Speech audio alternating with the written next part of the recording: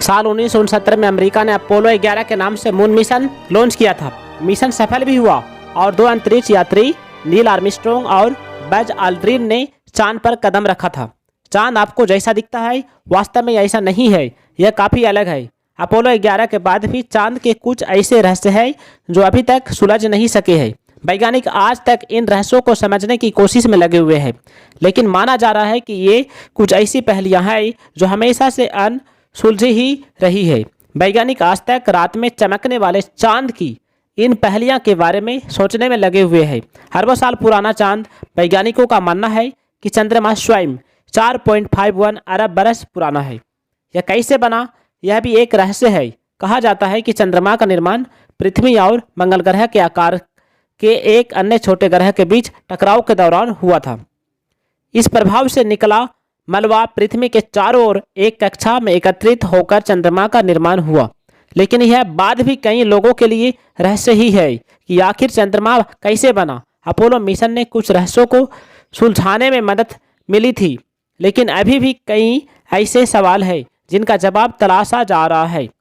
कुछ सवाल तो ऐसे है जो आर्मस्ट्रॉन्ग और ऑल्ड्रिन की तरफ से चांद में से लगाए गए हैं नमूने की वजह से पैदा हुए हैं। नासा साल 2024 में एक बार फिर अंतरिक्ष यात्रियों को चंद्रमा पर भेजने की तैयारी कर रहा है। चंद्रमा पर पानी, अपोलो 15 मिशन की तरफ से जो नमूने लाए गए उसमें चट्टान के अंदर पानी मिला था। साल 2009 में जो खोज हुई उसने चांद पर रिसर्च को एक नई दिशा दी। इससे पता चला कि चंद्रमा के निर्माण के बाद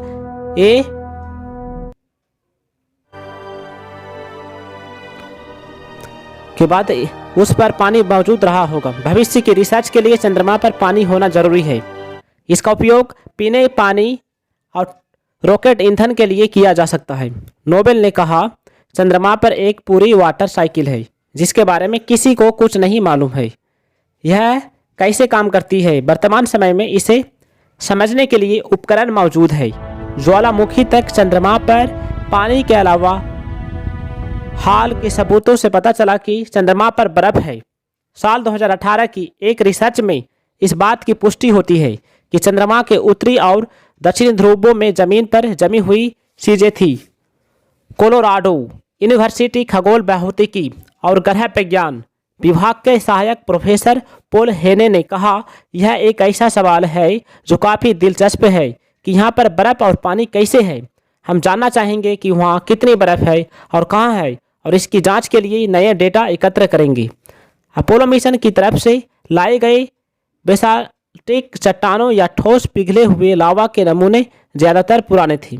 वैज्ञानिक मानते हैं कि ज्वालामुखी विस्फोट चंद्रमा की सतह पर हुए थे, लेकिन वे अभी भी इस बारे में अनिश्चित है कि ये विस्फोट किस समय पर हुआ और चंद्रमा ने ज्वालामुखी सक्रिय करना कब बंद किया। गर्म और ठंडा होता चांद हाल के शोध से पता चला कि चंद्रमा की चट्टानें यूरेनियम जैसे रेडियोधर्मी पदार्थ से समृद्ध है। मैग्नीज नेचर के साल 2014 के एक पेपर पर अगर यकीन करें तो यूरेनियम, थोरियम और पोटेशियम जैसे गर्मी पैदा करने वाले तत्व चंद्रमा की सतह का विस्तार करते हैं और फिर उसे छोटा कर देते हैं। चंद्रमा गर्म और ठंडा हो जाता है।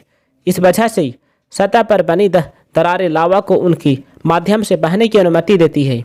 कुछ वैज्ञानिक मानते हैं कि चंद्रमा अभी तक टेक्टोनिक रूप से सक्रिय है, जबकि कुछ मानते हैं कि बहुत पहले यह सक्रिय होना बंद हो गया है।